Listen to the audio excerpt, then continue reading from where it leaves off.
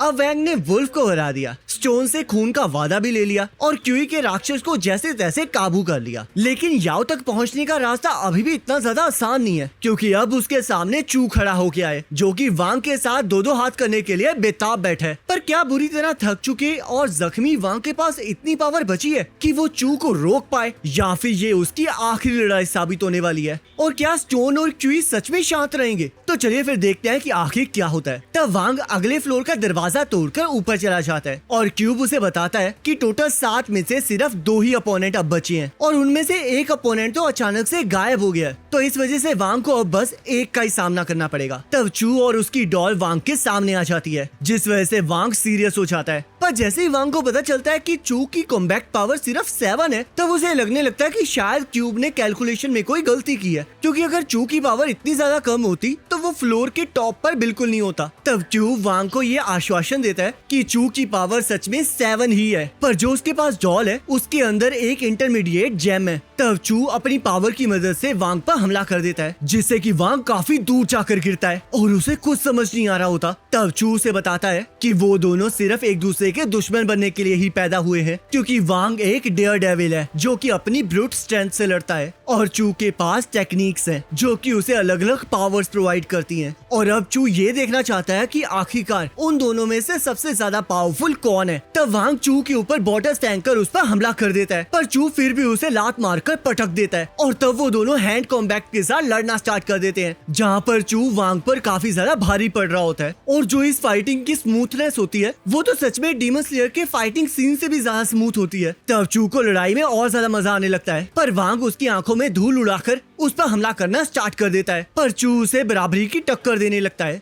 और अपनी आंखों से धूल को निकालने के लिए अपनी आंखों में आई ड्रॉप्स डालने की कोशिश कर रहा होता है, और वो कहां से आई है उसका अंदाजा तो हमें भी नहीं है। तब वो दोनों बंदरों की तरह इधर उधर उछलते हुए आपस में लड़ने लगते हैं और वांग चू को लात मारकर उसे एक फ्लोर नीचे फेंक देता है, जिससे कि उसकी आई ड्रॉप की बोतल भी टूट जाती है। और वांग बैट की मदद से चू को मारने के चक्कर में दीवारों को तोड़ना स्टार्ट कर देता है और तब उनके बीच में फिर से hand to hand combat start हो जाता है, जहाँ चू अपनी पावर की मदद से वांग के ऊपर अपने मैजिक से हमला कर देता है और वांग पर फिर से भारी पड़ने लगता है। तब चू अपने पपेट की मदद से वांग के ऊपर लेजर से फायर करने लगता है और वो पपेट तो अंधाधुंध वांग पर हमला करने लगा हुआ होता है, पर वांग उसकी लेजर से बचते हुए उसे एक जोरदार लात मारता है। पर तभी अचानक से चू चुपके से आकर वांग पर हमला कर देता है, जिससे कि वांग के मुंह से खून निकलना स्टार्ट हो जाता है। पर तभी चू नोटिस करता है कि वांग ने उसके बालों को पकड़ रखा है, जिस वजह से चू बच्चों की तरह रोना स्टार्ट कर देता है और वांग के अंदर का दरिंदा जाग जाता है। तब वांग चू के बालों को पकड़कर उसे एक जोरदार पंच मारता है, जिस वजह से चू के आधे बाल तो वांग के हाथ में ही रह जाते हैं और वो खुद काफी दूर जाकर गिरता है। तब वांग को लगने लगता है कि उसके फुल पावर वाले पंच से तो वो बिल्कुल नहीं बच सकता,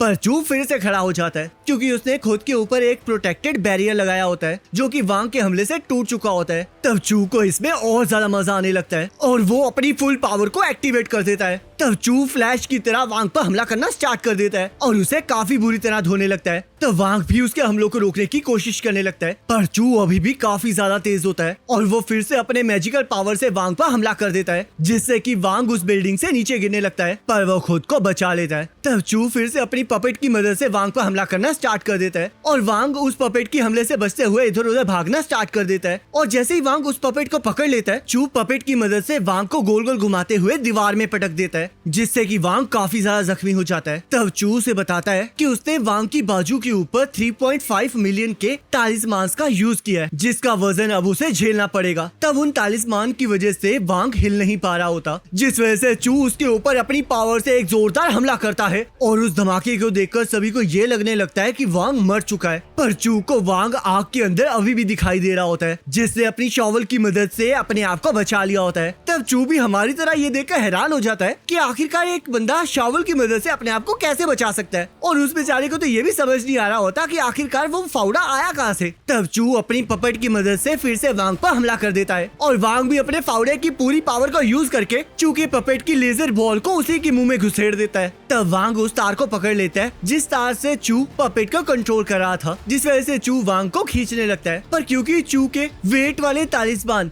अभी भी एक्टिवेट होते हैं, तो वो वांग को हिला ही नहीं पाता और वांग उसे अपनी तरफ खींचकर उन्हीं वेटेड तालिस्मान वाले हाथों से पंचिंग बैग की तरह धोना स्टार्ट कर देता है और उसे एक जोरदार मुक्का मारकर दूर फेंक देता है। तब इतनी सारी पावर को यूज करने की वजह से वांग की काफी बुरी हालत हो चुकी होती है और यहाँ लुओ के अंकल उसे वहाँ से जाने के लिए कहते हैं, पर लुओ अपने बदले को छोड़कर ऐसे जाने के लिए बिल्कुल तैयार नहीं होता और ये तय करता है कि वो अपने बदले को पूरा करके रहेगा। तब चू का पपेट सेल्फ डिस्ट्रक्ट मोड में चला जाता है और चू खुद दीवार से बाहर कूद जाता है और अपनी पावर से अपने पपेट को ब्लास्ट करने लगता है। पर हम देखते हैं वहाँ पर कुछ भी नहीं होता क्योंकि वांग ने उस पपेट को अपने क्यूब में पहुंचा दिया होता है और वो खुद भी बिल्डिंग से कूदकर चू पर हमला कर देता है। तब चू वहाँ पर धमाके करना स्टार्ट कर देता है और वांग उन धमाकों की वजह से हवा में उड़ना स्टार्ट कर देता है। तब चू अपनी पावर की मदद से हवा में पत्थरों को उड़ाने लगता है और सभी पत्थरों को वांग के पास ले जाकर उन्हें अपनी पावर से उड़ाने लगता है। पर वांग अपने फावड़े की मदद से फिर से अपने आप को बचा लेता है, पर चू फिर से उस पर हमला कर देता है और इस बार तो उसका फावड़ा भी उसके काम नहीं आता। पर तभी उसे याद आ जाता है कि उसे याओ को बचाना है, जिस वजह से वो फायर ब्रीथिंग को यूज करके चू का चू निकाल देता है और बिल्डिंग से नीचे गिरने से पहले क्यूब के अंदर चला जाता है। तब वांग काफी ज्यादा जख्मी हो चुका होता है, पर अभी भी उसे याओ को बचाना होता है, जिस वजह से वो वापस बिल्डिंग में चला जाता है और हुओ को डराकर याओ का पता लगा लेता है। तब याओ को बचाने के बाद वांग को पता चलता है कि याओ के चेयर के नीचे एक बॉम्ब है और जिस रूम के अंदर वो लोग हैं वहाँ पर चू की पावर की वजह से वो लोग वहाँ से टेलीपोर्ट भी नहीं कर सकते। तब लुओ उनके कमरे को बंद करके उनके मरने का इंतजार करने लगता है और वांग उस बॉम्ब की तारों को काटकर उसे क्यूब के अंदर भेज देता है, जिस वजह से उसे लगने लगता है कि शायद वो लोग अब बच चुके हैं। पर तभी क्यूब के अंदर वो बॉम्ब फट जाता है और क्योंकि वहाँ पर चू की डॉल भी होती है जिसके अंदर इंटरमीडिएट जेम भी था, तो उस बॉम्ब की वजह से वो इंटरमीडिएट जेम भी फट जाता है, जिससे कि वांग पूरी तरह से जख्मी हो जाता है। तब लुओ याओ को गोली मार देता है और वहाँ से चला जाता है। तब वांग जैसे नोटिस करता है कि याओ को गोली लग चुकी है, वैसे ही वो उसे बचाने की कोशिश करने लगता है। पर तभी वहाँ पर क्विन आ जाता है जो कि वांग को बताता है कि वो इस हालत में याओ को नहीं बचा सकता और उसे लेकर वहाँ से चला जाता है। तब वांग क्विन को रोकने लगता है और क्विन उसे बताने लगता है कि वो याओ और सुपर ह्यूमन वर्ल्ड के बारे में कुछ भी नहीं जानता और ये सब कुछ उसी की वजह से हुआ है, जिस वजह से वही इसे ठीक करेगा और वहाँ से गायब हो जाता है। गाइस, आखिरकार ये क्विन इतनी देर से था कहाँ और आखिरकार याओ का इसके साथ क्या लेना देना है, क्योंकि ये हमेशा उसे बचाने की कोशिश कर रहा होता है और इसने ये क्यों कहा कि ये सब कुछ उसी की वजह से हो रहा है। अब सवाल तो बहुत सारे हैं पर इसके जवाब तो हमें आने वाले एपिसोड ही दे सकते हैं, तो इसलिए नेक्स्ट एपिसोड का लिंक आपकी स्क्रीन पर आ रहा होगा, उस पर क्लिक करके अगले एपिसोड को देख सकते हैं।